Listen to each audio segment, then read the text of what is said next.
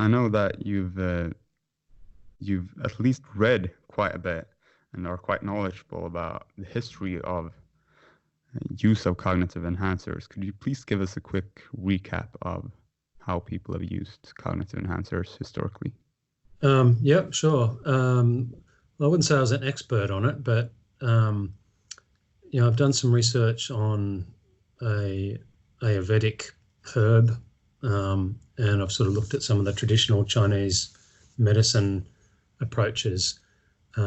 So yeah, one thing is clearly in traditional medical practices like Ayurveda coming out of India and traditional Chinese medicine, there's a long history, going back thousands of years, looking at herbal materials, to improve cognitive function. Often that's about memory, but at times, about other aspects of cognition. Again, sort of frontal lobe control, executive function to some degree. Western society probably had the same sort of history, which has sort of been a bit lost or suppressed, I guess, by the development of more conventional Western medicine. But I'm reasonably sure that there would have been traditional herbal preparations for cognitive problems in Europe as well. Certainly in more recent times we had widespread use of stimulants. Mm-hmm.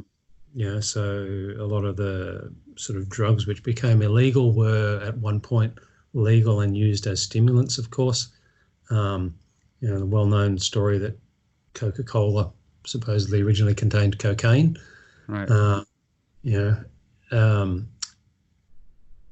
And various things, I suppose, tobacco and coffee, obviously extremely widely used for a very long time. And is probably the most widely used stimulant in the world now. Right. So people have been using it to improve cognitive function, both in that short-term type approach of something like caffeine to sort of give you a bit of a perk up for a short period of time, but also in the sense of more as a medicinal treatment to try and improve a chronic problem.